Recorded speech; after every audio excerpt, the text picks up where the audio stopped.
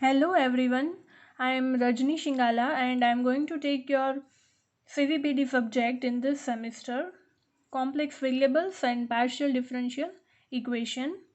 So this is a subject is divided into two parts. Part 1 includes complex variables and part 2 includes partial differential equations. And we will start with part 1, that is complex variables. So before moving to complex variables, let us see the applications of complex variables. Okay, so these are the applications of complex variables. Concept of complex geometry is used in constructing different buildings. Okay, in constructing different buildings and monuments, etc., this concept of complex geometry is used. Then it is also used in 2D designing of buildings and cars. It is also used in fluid mechanics to describe potential flow in 2 dimension. And also concept of complex variables is used in aerodynamics and hydrodynamics. Okay, so these are some applications of complex variables, but there are many applications of complex variables. So we will start chapter 1 of your syllabus, that is unit 1 of your syllabus. Complex variables and their geometrical representation. Name of the chapter is complex variables and their geometrical operation, geometrical representation. Okay, so first of all, what are complex numbers? Then a complex number z is an ordered pair x comma y of real numbers x and y. And how it is denoted? It is denoted as z equal to x comma y or z equal to x plus iy, where x is called real part of z and y is called imaginary part of the z. So this real part is denoted by re of z, that is real part of z, and this imaginary part is represented as im of z, that is imaginary part of z. Okay, now we will see what is complex conjugate. So if z is equal to x plus y, then its complex conjugate is z conjugate equal to x minus iy. The sign of the imaginary part will change. If here it is plus, so it will become minus, that is conjugate. Okay, and this complex conjugate is denoted by z conjugate. Okay, and you have to remember this, that real part of z is equal to z plus z conjugate upon 2 and imaginary part of z is equal to z minus z conjugate upon 2i.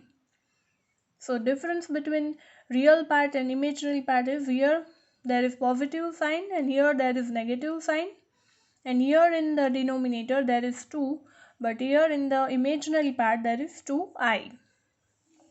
Okay, and if we multiply this z and z conjugate, then we get x plus iy is our z and z conjugate is x minus iy. If we multiply them, then we get x square minus I square y square, but I square is equal to minus 1, so here minus sign will be changed to plus sign, so we get x square plus y square. Okay, so now we will see algebra of complex numbers. There are some properties and which will be useful in your when we will solve examples.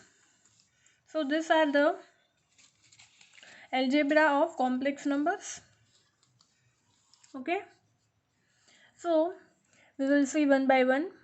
If z1 if we consider z1 equal to x1 plus iy1 and z2 equal to x2 plus iy2, then these are the properties. Property 1 is if we add them, that is addition, that is z1 plus z2.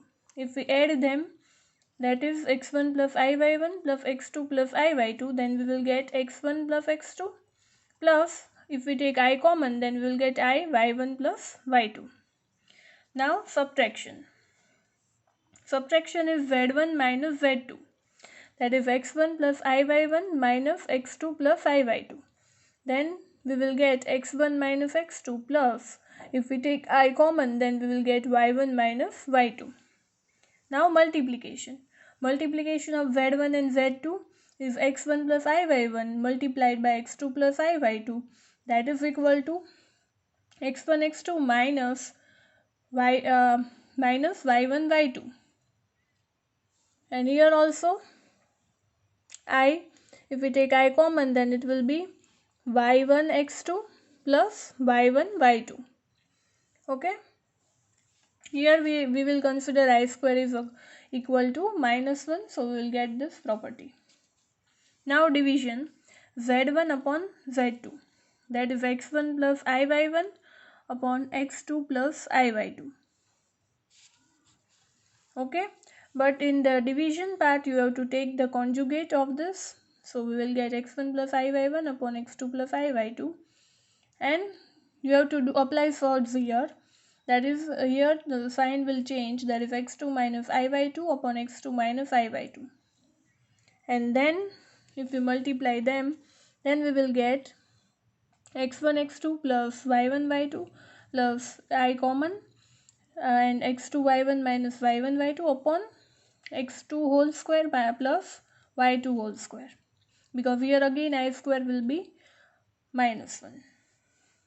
Okay, and the fifth property is equality property. Equality property is z, if z1 is equal to z2, then we can z1 is equal to z2 only if x1 is equal to x2 and y1 is equal to y2. Then only this both will be equal, if the x1 is equal to x2 and y1 is equal to y2. So now we will see some results which you have to remember and which will be helpful in your examples when you solve examples. So result number 1 is z1 plus or minus z2 whole conjugate is equal to z1 conjugate plus or minus z2 conjugate. That is, whole conjugate is equal to separate conjugates of z1 and z2. And you also have to remember that x is less than or equal to mod of x, which is less than or equal to under root x square plus y square.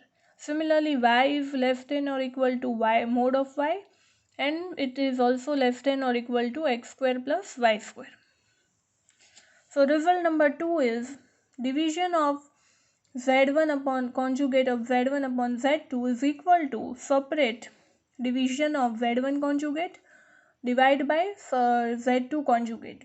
Okay, and here also you have to remember that real part of z is less than or equal to mod of real part of z, which is also less than or equal to mod of z. Similarly for imaginary part. Okay, now third property.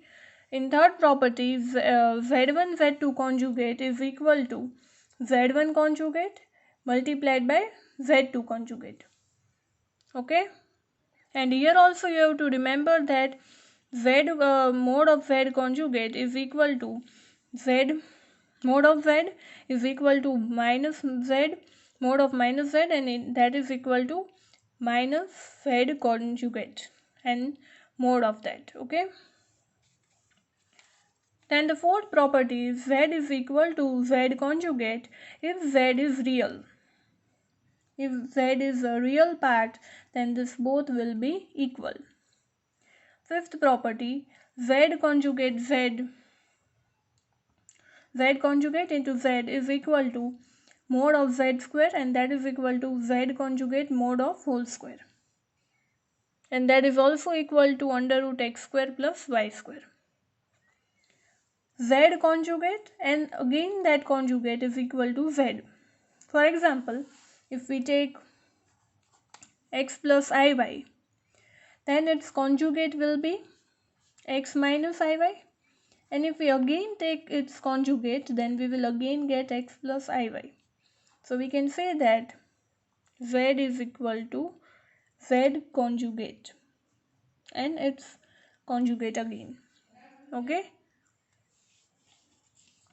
So now we will see the properties of complex numbers. These are the properties of complex numbers. There are different laws of addition and multiplications. So first law is commutative law of addition. Okay. In the commutative law, z1 plus z2 is equal to z2 plus z1. Okay. Whenever you add z1 and z2 or you add z2 or z1, the answer will be same. That is commutative law. Second law is associative law of addition. In this law, z1 plus z2 plus z3 whole bracket z2 plus z3, that is equal to whole bracket z1 plus z2 plus z3. So if you take three numbers and add them, then they will be equivalent, and if they are equivalent to this property, then we can say that this satisfies associative law of addition. Okay. Then third property is commutative law of multiplication.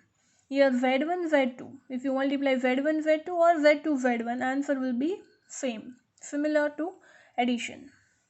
Then associative law of multiplication. Here z1 z2 whole bracket into z3 is equal to z1 whole bracket of z2 z3. And the fifth property is distributive law. In distributive law, z1 whole bracket z2 plus z3 is equivalent to z1 z2 plus z1 z3. Okay, so these are the properties of complex numbers which will be helpful.